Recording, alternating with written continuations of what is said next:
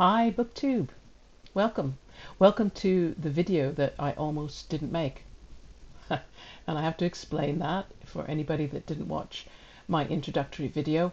It took me about 6 months to make up my mind about starting a Booktube channel. And during that time, as you can imagine, I watched a lot of newbie videos. Maybe too many. Maybe I had too much time to think about my own answers to the newbie questions. And then that made me question my answers, and of course that made me question the questions. But the newbie tag, it makes sense, right? It's the booktube version of speed dating, right? It gives you, the viewer, the chance to just get a feel for me, get a feel for my content, decide whether this is what you want to be watching, what you want to subscribe to. It's only fair, right? So, okay, I went ahead and prepared this Booktube newbie tag video. But before I get into the questions, look, I should issue a trigger warning.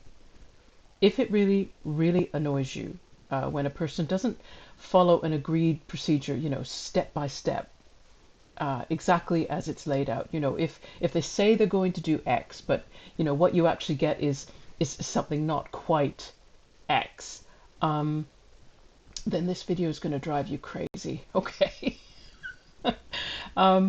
So please don't put your mental health in danger, because I am not worth it. Right. So we're going to go ahead with the questions, but bear in mind, if you watch my introductory video, I did say that I messed around with this formula a little bit. We'll see how we go. Question 1. Why did you start this Booktube channel? Well, see, right off the bat, I've already rebelled. I'm not going to answer that question because you've heard reasons probably from loads of other booktubers about why they started their channel. And, my reasons they're pretty similar. I didn't think you wanted to hear all the same stuff again. So I'm going to ask a different question, if that's okay. I'm going to ask myself instead, given that Booktube has been around now for, I think, at least 10 years, somebody correct me if I've got that wrong, and I've been reading books for nearly 60 years, or at least as long as I can remember. So, why did it take me so long to start a Booktube channel? See, that's the more important question. And see, that brings me to something. Just bear with me while I just go down to, my little notes, my little cheat notes, because I'm really sorry. If people can actually improvise on this thing and have no notes, then power to them. They are amazing. I need a little bit of help, like my memory's shot. So the answer to the question, why has it taken me so long to start a Booktube channel? Well, it's just like me. The weird fact about me is that I seem to arrive late for a lot of things. Like I became a Beatles fan 10 years after the Beatles broke up. I became an original series Star Trek fan when The Next Generation was airing on television, right? By the time I discovered blogging, that had gone out of fashion. Name any film that is generally recognized as classic, a groundbreaking work, critically acclaimed. You can be pretty sure that I haven't seen it yet, or worse, that I just watched it for the first time last week. I'm terrible. I mean, I just graduated from university, and this year I also turned 59. So, I just can't seem to do anything, when it should be done. I guess I'm a slow developer. I probably will never be groundbreaking or cutting edge or never be riding the wave of whatever is trending, and God, I don't think I'll ever start a trend.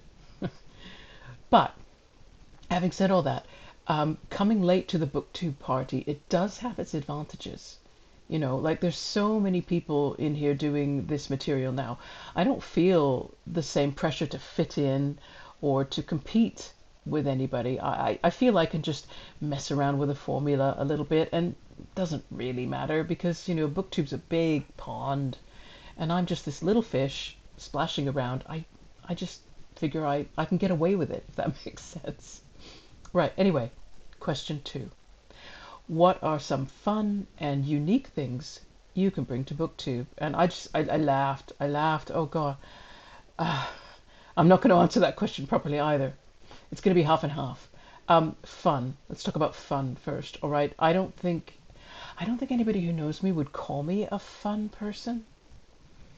I mean, obviously, I think the things I do are fun. Obviously, I think my life is fun. But if anybody's come to this channel and they're hoping for fun in the conventional sense, right? Yeah, they're hoping that I'll have a really bright, jokey style or stylish clothes, stylish hair, stylish backgrounds, or that I'll be reading the latest books, or I'll design some incredible animated logo for this channel, or I'll have, great ambient music that I'll have timed just right. I mean, no. No to all those things. None of that is going to happen. What I do think that I can bring, though, is I think I can bring more depth. I think I can make quite insightful commentary about the material that I read. I think I'm good, because I'm this slow developer, I'm good at just soaking up ideas and kind of letting them percolate over time, and then what I can come up with is something from other people, but also something of my own. And I think I can explain those ideas clearly, even when the concepts are difficult. So that's what I hope I can bring that's unique. Question 3. Why do you love reading? Now, see, I have a better question to that. I think, let's be honest, you can tell that I love reading because I'm doing a Booktube channel. Is that not obvious? I don't know. Maybe some people don't read, but they do a Booktube channel. I haven't met those Booktubers yet. Okay. If you want to say hi, that's fine. I'm not really sure what I'll do with that information. But what I think is more important is, since most people don't read, not a great deal. I mean, I think they say something like 12% of people. This was a UK statistic, so I don't know if it applies to other countries, but I believe it went 12% of people read more than one book in a year. So that means most people don't read. So why are you not, if you're a reader, why don't you belong to that, much larger group of people that don't read? Why are you a reader? And when I thought about it, I could think of 4 reasons, and I think they're interesting to mention because it shows how delicate the balance is, between what makes a person read and what makes a person doesn't. What makes a person not read? Oh, you're not going to trust my opinions now if I can't do English, are you? Right. So the 4 reasons I think I ended up a reader instead of a non-reader. 1 is brain architecture. Right. I do believe I may be neurodivergent in terms of sensory processing sensitivity, what Dr. Elaine Aron called high sensitivity. I think I may fall into that category, but that's a different kind of neurodivergence. It's not, there are types of neurodivergence where, in order to learn to read, you need assistance, you need different reading materials, you probably need some different teaching techniques. And if I had one of those kinds of neurodiversities, then I would have had a tough time. I grew up in the 1970s, and there was very, very little understanding or accommodation for brain diversity. Not then. So I wouldn't have been a reader. So the luck of. The second reason that I'm not a non-reader was the really relaxed expectations about reading that I had growing up, and I'll explain. I could read before I started school. I'm not sure how long, and that's a debt of gratitude that I believe I owe to my paternal grandparents, who were both school teachers. They purchased a set of long play records, about 6 or 7 long play records, and some workbooks, and they were all in bright colors, and the box was in bright colors, and those records and those workbooks, they taught reading phonetically. But nobody took those materials and made me sit down and do lessons. I was given them as if they were just another toy, and I was left with them, and I could play them if I wanted to play the records follow the workbooks if I wanted to, and I did. So I just played with them. There was no program, there was no schedule, there were no goals. They were fun materials to learn with, and so that's how I learned to read. When I started school, I watched other children learning to read for the first time, and in a different environment where there's expectations, suddenly there are grades and deadlines and other children watching you perform. And I can totally understand if that was how your reading experience began, that you wouldn't be so excited about reading. I could understand that. The third reason that I think I'm a reader instead of a non-reader is wealth. Pure and simple. My parents had the resources to provide me with books when I was growing up. My father owned a lot of books. In the basement of our house, when I was growing up, there was a wall about 12 foot across, and it was full, floor to ceiling, with bookshelves. And we owned 4 sets of encyclopedias, 2 world atlases, and in one cupboard I can clearly remember about 6 or 7 years worth of back issues of National Geographic magazines. And on top of that, my parents bought us books. In fact, I could remember books were treats. I might, go with my parents to a store or a shop, and I wouldn't always get what I wanted if I asked for a toy or I asked them to buy me some sweets or candy. But if I asked for a book, I would always get a book. That became a bit of a tactic, you know what kids are like. But it worked because because I had books to read, lots of books to read. I was taken to local libraries and got my own library card at a very young age, and nobody was worried if I wanted to spend my after-school time at those libraries. Nobody worried about it at all. Also, going back to the wealth, at school we had the monthly Scholastic Book Club, and I could always order books if I wanted to. I could order at least one book every month. That was, and again, that all comes down to resources.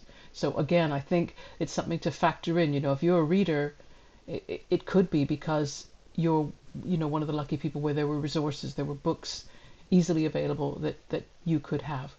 And the fourth reason that I think I'm a reader is relaxed controls. By which I mean my reading at home when I was growing up was never controlled and was never censored. And that may sound terrifying. I don't mean that in our house every kind of reading material was on display in those bookshelves that I talked about. I'll give an example. My parents owned a copy of that famous 1976 book by Dr. Alex Comfort called The Joy of Sex. Now, they didn't keep that out on the bookshelves where we could get it. They kept that in a drawer in their bedside table in their bedroom. I want to just add that they didn't lock that drawer, and both my sister and I leafed our way through that book at one time or another. We don't remember quite when, but there really wasn't the same attitude, and I know that must sound maybe shocking. That we didn't have any controls whatsoever. Nobody vetted what I bought when I was able to buy my own books. No one vetted what I had bought. No one questioned what I got out of the library. I could read what I want. I can remember in my very early teens reading, I can't remember the name of the author. Someone, I'm sure, will help me with that. Helter Skelter, the story of the murder of Sharon Tate by the Charles Manson family. I shouldn't use the word family now. I suppose it's probably cult. But I remember reading that when it came out new. So that would have been, I believe, 73, 74. So I would have been, I wouldn't have been 10 years old. So maybe just 10. Might have been 10. But I read adult books. There was no YA in the 70s. There was just children's books and adult books. There were very few things. I think there was Judy Blume, published Are You There, God? It's Me, Margaret, and that was a groundbreaking book because it was for teenagers. What a bizarre concept. That was very new in those days. By the way, I haven't read Judy Blume, so I missed out on that in my childhood. There you go. That's something I'll have to read like next week. It'll be quite fun, won't it? Okay, what book or series got you into reading? Ooh, wow. Believe it or not, I'm going to answer that question. Ha! Just thought I better conform sometime, right? Better behave myself. Well, you probably already got the impression from the previous answer that I probably won't be able to tell you a specific title that did it for me. I mean, our house was just so full of reading material. I don't think it was ever normal for me to only be reading one book or one piece of writing on any given day. It's still the way now. I always have more than one book that I'm reading. Something I didn't mention in my introductory video. I have got a bit of a thing about mixing fiction with non-fiction. I don't like it if my reading gets unbalanced, too much fiction or too much non-fiction. I feel like kind of like a balanced diet for the body, a balanced diet for the mind should have like a little bit of both, just to be healthy, if that makes sense. Next question. Question 5. I've made it to question 5. So far answered what, 2? Question 5. What questions would you ask your favorite booktubers? Okay, I am going to rebel a little bit here, because really what I'd love to ask instead is this question. What do I look for when I'm searching for a new booktube channel that I want to subscribe to? And I'm looking for someone who doesn't fit the standard model. Right, I do subscribe to, I think I've got about 2 or 3 where the presenters are young white females talking mainly about young adult fiction. And I think that's plenty, that keeps me up to date with all the new releases there and anything that looks interesting. But after that, I'm really looking for something else, a representative mix of different kinds of presenters from different backgrounds, and I'm looking for broader reading interests in that group as well. I'm not into this emphasis on quantity of books read or buying a lot of new books. I mean, I'll look at people's book hauls, if they're going to show them, but I don't set much store by the quantity of books we own or buy. I mean, I have bought far more books. I'm not untypical, I know. I've bought far more books than I have ever read. And everybody who loves books, I think, does that. It doesn't really say much about you. It doesn't really say much, because what really says something about you as a reader is what you've read and what you can talk about, what you can bring, what ideas you can bring forth because of what you've read. That to me would matter. So I am also looking for people with interesting ideas about the books that they've read. I'm looking for booktubers whose experience or their line of work gives them some expertise. Like I love to look for librarians, academics, anybody who's worked in book journalism or in the book trade.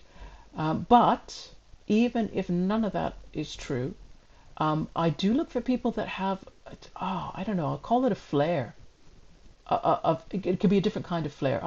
I subscribe to booktubers who, they just have a great way of using language. You give them a microphone and it's the best thing you could give them, because they're just so interesting and pleasant to listen to.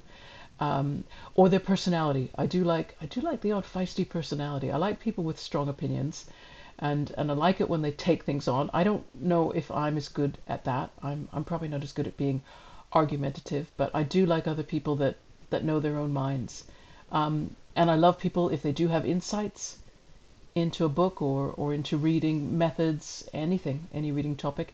And sometimes I'm just drawn to people because there's something about the way they present that seems really no frills. I feel like I'm really getting them. There's a lovely lady, and I'm sorry I'm not going to remember her name, but maybe I'll try and add it to this video when I'm done. She does a vlog from the bottom of her staircase. And I just loved it. From the first time I saw it, I thought, that is just, how, I just felt like, well, this is the real person. Here she is. She's just sitting on her stairs. And while she was doing her vlog, her cats came to, just see what's going on, because they must have wondered, why is she sitting on the stairs? Like, she doesn't sit on the stairs. That's not what stairs. We sit on the stairs, not humans. And so I look for interesting ways of presenting. That's what I mean by a flair. Okay, final question, because this video's gone on quite long, hasn't it? I can't keep you too long. You're all busy. Question 6 is, where do you read? Oh, okay, look, it'd be easier to talk about where I don't read. Um, Dark rooms? No. If you count audiobooks, then I read in dark rooms. So I don't. There's no answer to that. Obviously, you can tell this chair is very comfortable. I have done reading in this chair, quite a bit actually, and you can see I've given you a bit of a glimpse of my messy bookshelves. Not too much, Maybe I've been quite selective. Maybe this is the slightly less messy corner. No, it isn't. There isn't a slightly less messy corner of my bookshelves. But yeah, I do a fair bit of reading in this chair in the front room. But bear in mind, this is the television room that I spoke of in the introductory video. So I'm just lucky tonight that it's empty. So there you go. You get the one glimpse. After this, who knows? Cricket season is starting, and there's a lot of cricket on television. Well, there you go. Final question. What kind of books do you like to read? Yeah, see, again, it would be a lot easier to talk about the kind of books I don't like to read, because I haven't found a kind of book that I don't like to read. Not yet. I would say it's a little more of a challenge for me if I want to tackle something, a genre like horror or psychological thriller, where things get dark, If I want to read something like that, let's say, for example, Schindler's List by Thomas Keneally. When I read Schindler's List, I had to take a couple of breaks from reading. And I don't mean a few hours, I mean a couple of weeks. Just to let the psychological effect of what I was reading just kind of wear off. And then I go back and keep reading, and that's how I got through it. If I do have to read something darker, I read it in the daytime.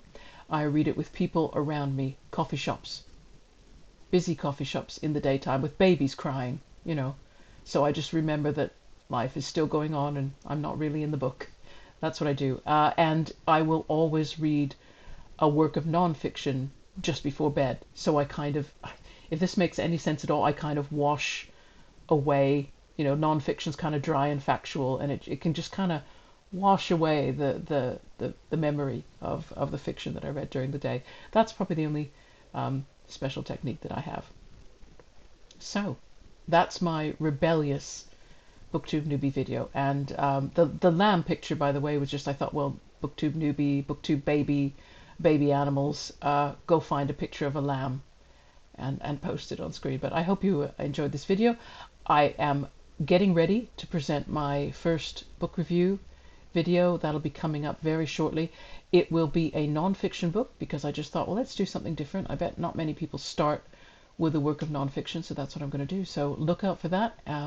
If you've enjoyed this material so far, please click the like button, click the subscribe button, all the usual stuff, and look forward to seeing you again soon. Bye-bye.